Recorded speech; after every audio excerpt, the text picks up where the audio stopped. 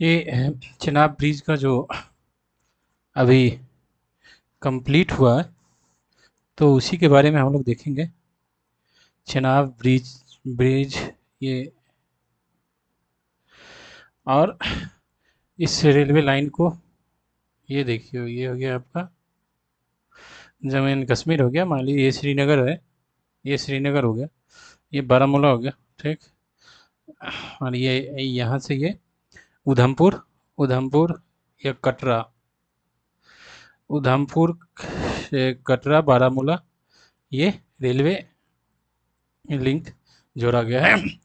तो यदि आप इसको देखोगे तो हम इसके बारे में जानने की कोशिश करेंगे, और हम यहाँ पे इस चीज़ को नहीं देखेंगे कि कब बना, क्या हुआ, नहीं हुआ, बट हम इसको ये देखने की कोशिश करेंगे जो भाई ये जो बना है तो इससे क्या फ़ायदा होगा, मतलब क्या इसका बेनिफिट होगा इससे, ठीक। दूसरा, और बेनिफिट में इसके हम हर एक डायमेंशन को देखेंगे, मतलब डायमेंशन मतलब जो है टूरिज्म में क्या इसका होगा, फिर इससे सिक्योरिटी पे क्या होगा, फिर जम्मू कश्मीर के लोगों के जो मेंटालिटी है उसमें क्या चेंजेज आएगा, ठीक। उसके बाद इकोनॉमी को देखेंगे, लॉजिस्टिक को देखेंगे, फिर एनवायरमेंटल फैक्टर्स भी देखेंगे। तो मतलब इससे हम देखेंगे कि भाई इसके एक इंफ्रास्ट्रक्चर को, प्रोजेक्ट को पूरा होने से, एक इंफ्रास्ट्रक्चर के प्रोजेक्ट को पूरा होने से उसका क्या मल्टीपल इफ़ेक्ट होता है, उसका क्या मल्टीपल एडवांटेज होता है, वो हम देखने की कोशिश करेंगे। और इससे हम ये जानेंगे जानेंगे कि यदि गवर्नमेंट गवर्नमेंट का जो रेवेन्यू है, वो रेवेन्यू को प्रायोरिटाइज करके प्रॉपरली उसको time for the time being, मतलब टाइम फ्रेम के अंदर यदि आप प्रॉपर इम्प्लीमेंटेशंस करते हो, जिसको कि आप कहते हैं एक तरह से गुड गवर्नेंस, उससे वेलफेयर स्टेट पर क्या प्रभाव पड़ता है और वेलफेयर स्टेट कैसे बनता है, ठीक। मतलब ये एक इंफ्रास्ट्रक्चर प्रोजेक्ट है। आप ये गवर्नमेंट को यदि इलेक्ट करते हैं किस वजह से, भाई डेवलपमेंट के लिए। जो हमारा स्टेट है, हम यदि किसी रिप्रेजेंटेटिव को इलेक्ट करके भेजते हैं तो उसको किसके लिए भेजते हैं, डेवलपमेंट के लिए भेजते हैं। जो भाई हमसे तुम टैक्स लो और वो टैक्स को तुम अच्छे से इफ़िशिएंटली तुम खर्च करो, और उस टैक्स को तुम ये खर्च करो जो भाई कहाँ पे खर्च करना अभी ज़रूरी है, उसको तुम प्रायोरिटाइज करो, और उस प्रायोरिटी को तुम first, second, third, fourth, five इस तरह से रैंकिंग करो, और उसमें से जो फर्स्ट प्रायोरिटी आता है उस पे तुम खर्च करो। और बट उसमें एक चीज़ ये ध्यान रखो कि जब भाई तुम खर्च कर रहे हो तो उसको मतलब टाइम फ्रेम, मतलब एक पर्टिकुलर टाइम के बीच में उसको कंप्लीट करो, तो जिससे क्या होगा, वेलफेयर स्टेट और स्ट्रांग होगा, और वेलफेयर स्टेट की तरफ हम और आगे बढ़ेंगे, ठीक। हम इसको इस फैक्टर से देखेंगे। यदि यही चेनाब ब्रिज जो है अभी, यदि इसका आप देखोगे तो 1995 में ही इसको सैंक्शन किया गया था, जो भाई ये बनाना जरूरी है, ठीक। यदि ये bridge within the 10 year, within the मतलब 15 ईयर, यदि 15 साल के अंदर ये ब्रिज बन जाता तो उससे किस तरह से मतलब इकोनॉमी में क्या इफेक्ट होता है, उसके बाद सिक्योरिटी के पॉइंट ऑफ व्यू से क्या इफेक्ट होता है। जो हम कश्मीर के बारे में कुछ डिस्ट्रिक्ट को मानते हैं जो यहाँ पे फंडामेंटल एलिमेंट पनपते हैं, तो उस फंडामेंटल एलिमेंट के माइंडसेट में किस तरह से चेंजेज होता है।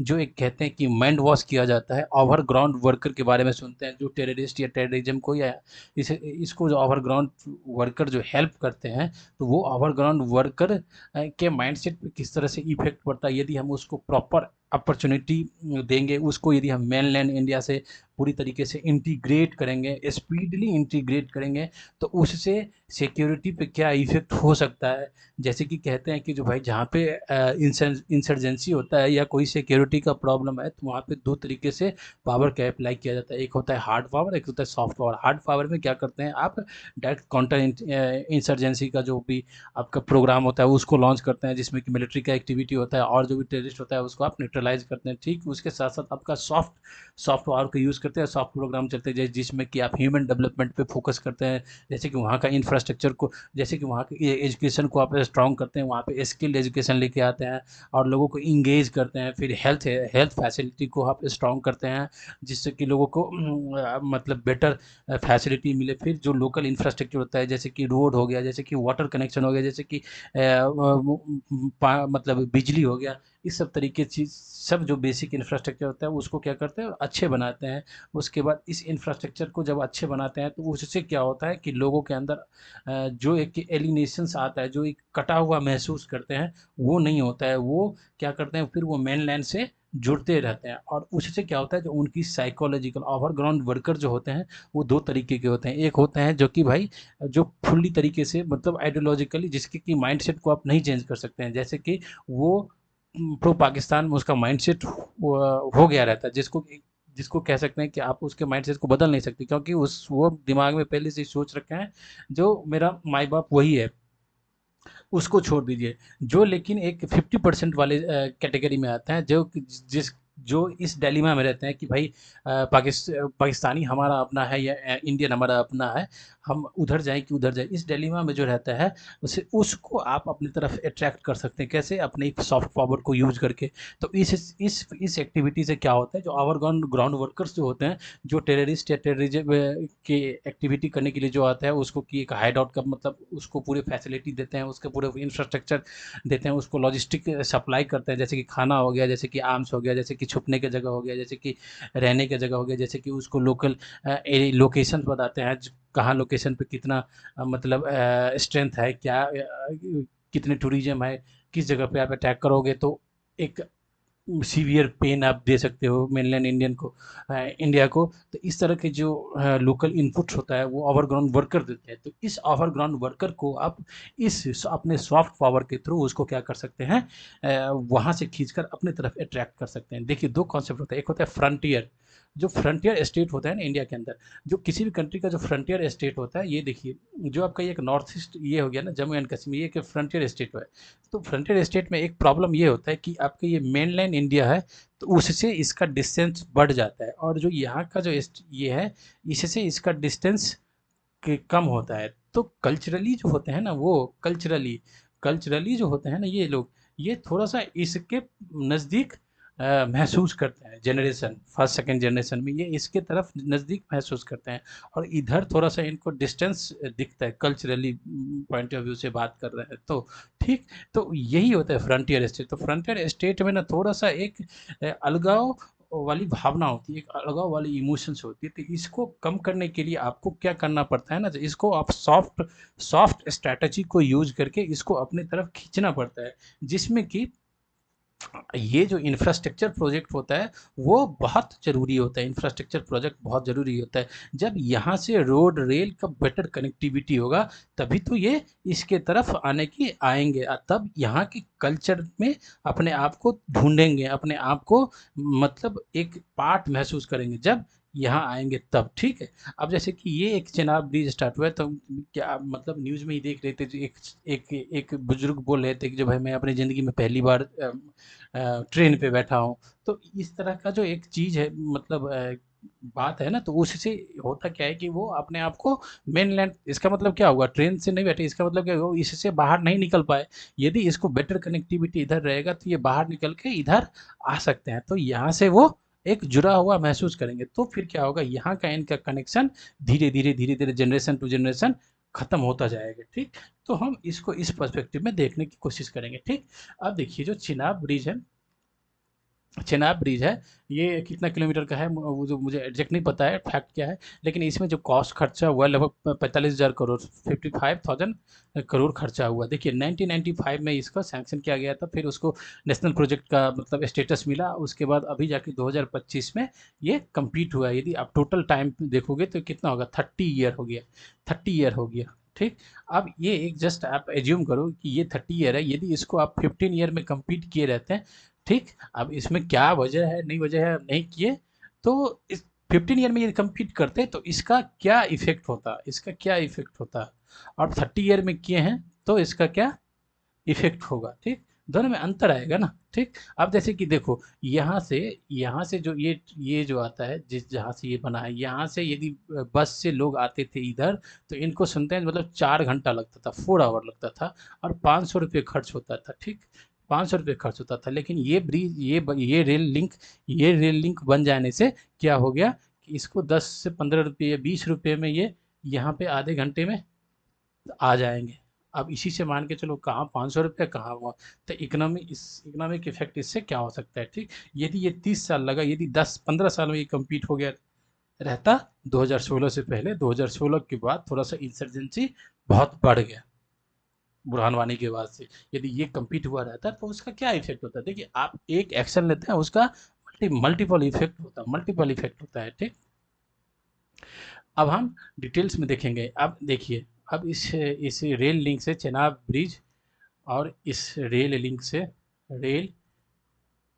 रेल लिंक से क्या होगा।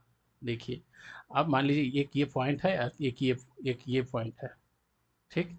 इस दो पॉइंट को आप जोड़े हैं रेल लिंक से। पहले यहाँ से यहाँ तक जाने में आपको कितना लगता था, 5 आवर, ठीक। और अब कितना लगता है, हाफ आवर लगता है, ठीक। अब देखिए इससे क्या होगा, इधर के लोगों को यहाँ पे जाने में टाइम कम लगेगा। तो सबसे पहले आपका क्या होगा, जो कॉस्ट है वो कॉस्ट कम होगा। कौन सा cost, transportation cost. Transportation cost कम होगा। ट्रांसपोर्टेशन कॉस्ट कम होगा। तो ट्रांसपोर्टेशन किस चीज़ के लिए यूज़ करते हैं आप, दो तरीके से। एक तो इकोनॉमिक एक्टिविटी के लिए यूज़ करते हैं, इकोनॉमिक एक्टिविटी के लिए, ठीक। इकोनॉमिक एक्टिविटी, अब देखो यहाँ का इकोनॉमी किस चीज़ पे डिपेंडेंट है, किस चीज़ पे डिपेंडेंट। यहाँ पे दो तरीके हैं, एक हॉर्टिकल्चर होता है। हॉर्टिकल्चर जैसे कि अब क्या हो गया, सेब हो गया और बहुत सारे होते हैं, फलों की खेती होती है, ठीक। ये चीज़ होता है। तो इसको यहाँ से यहाँ तक आने में अब कितना टाइम लगेगा, आधा घंटा। ट्रांसपोर्टेशन कॉस्ट कितना हो जाएगा, कम हो जाएगा। तो मान लीजिए यहाँ पे कोई व्यापारी 50 रुपये में खरीदता है, तो यहाँ आके इसका कीमत कितना होगा भाई, 10 रुपया इसका ट्रांसपोर्ट खर्च हो जाएगा, 60 रुपया। और इस पहले आता था तो कितना होता था, मान लीजिए 40 रुपया उसका ट्रांसपोर्ट खर्च होता था, 90 रुपया, ठीक। तो कॉस्ट ऑफ प्रोडक्ट क्या होगा, इससे कम हो जाएगा, प्रोडक्ट कम हो जाएगा। तो जो mainland product, cost of product कम हो जाएगा। तो जो मेनलैंड है ये हो गया, ठीक। तो ये दिल्ली है, तो ये दिल्ली तक आने में जो कॉस्ट ऑफ प्रोडक्ट कम होगा, ठीक। इससे क्या होगा, इनकी भी इनकम बेहतर होगी, ठीक। दूसरा चीज़ दूसरा चीज़ हम देखते हैं यहाँ पे। देखिए जो ये ये इसको इधर से आने में किसके थ्रू आता था, ट्रक से, ट्रक। अब देखिए ट्रक जो है, ट्रक से क्या होता है, पॉल्यूशन होता है, पॉल्यूशन पॉल्यूशन पॉल्यूशन में क्या निकलता है, main carbon dioxide, carbon monoxide, carbon dioxide,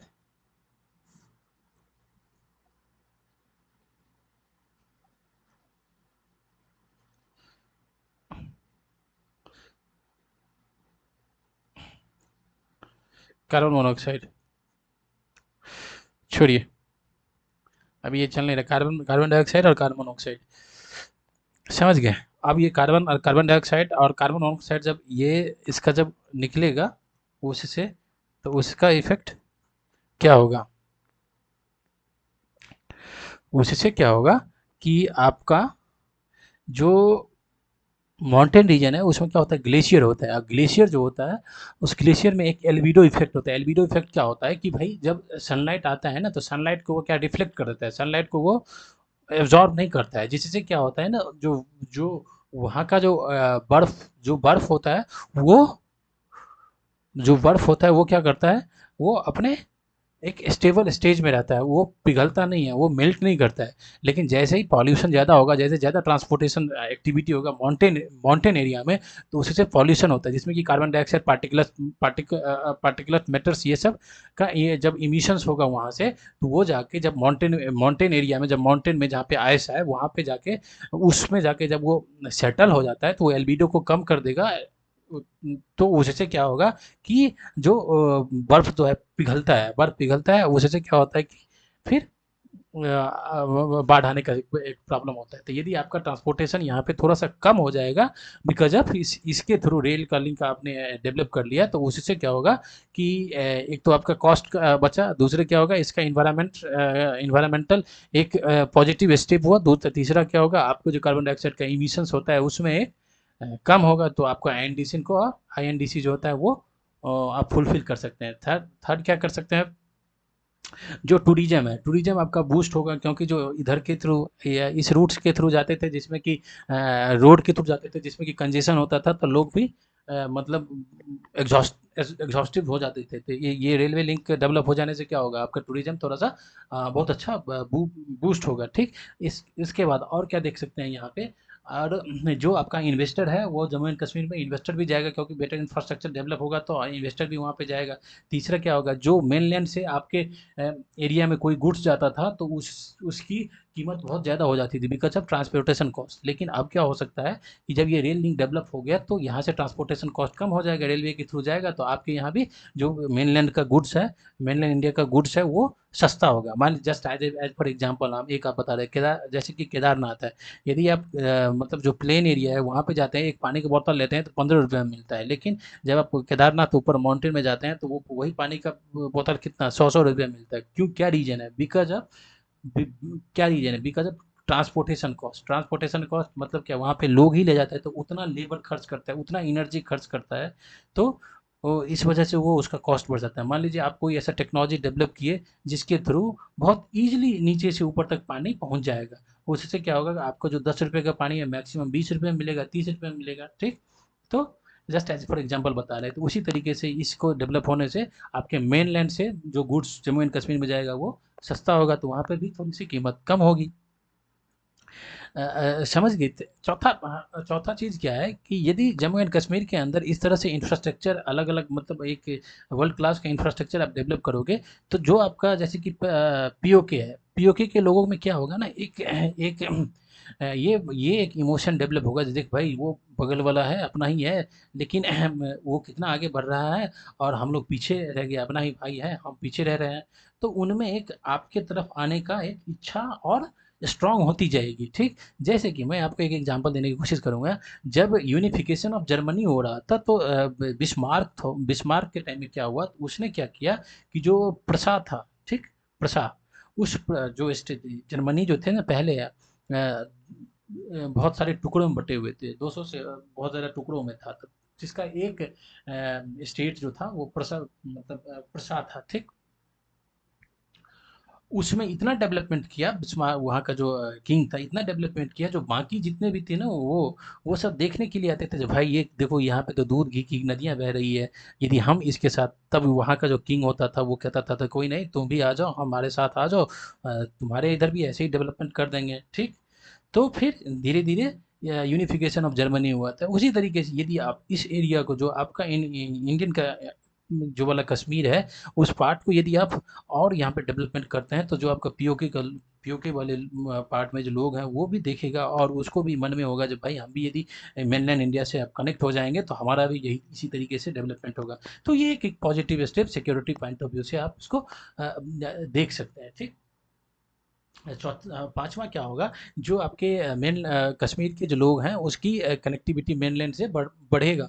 तो वहाँ के जो बहुत लोग ऐसे भी होते हैं जो इतना अफोर्ड नहीं कर पाते थे, जो कि इसके थ्रू कार बस इसके थ्रू आप मेनलैंड इंडिया से आए, यहाँ पे टूरिज्म के लिए आए, यहाँ पे ये दिल्ली आए, यहाँ पे आगरा जाए, ये जो भी है, बिकॉज ऑफ ट्रांसपोर्टेशन, क्योंकि बहुत टाइम लगता था वहाँ से वहाँ तक आने में, बहुत एक्सीडेंट का भी एक चांसेस रहता था हाईवे के थ्रू। अब ये इसके थ्रू क्या होगा कि वहाँ से भी टूरिज्म इनलैंड, मतलब मेनलैंड इंडिया की तरफ खूब आएगा, समझ गए।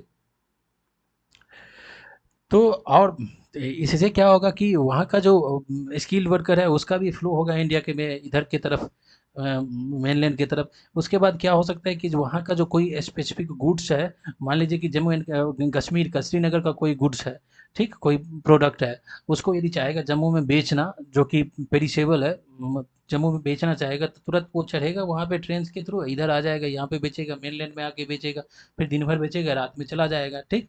क्योंकि 50 रुपये में उसका ट्रेन में आके आके चला जाएगा, ठीक। तो ये एक कुल मिलाकर वहाँ के डेवलपमेंट में मल्टीपल मल्टीपल इफेक्ट होगा, और मल्टीपल वे के थ्रू वहाँ के लोग और आगे बढ़ेंगे। तो ये कुल मिलाकर इसको हम देख सकते हैं, यदि इसको और चाहेंगे तो और हम डिस्कस कर सकते हैं, बट इतना एनफ है। Thank you for seeing it.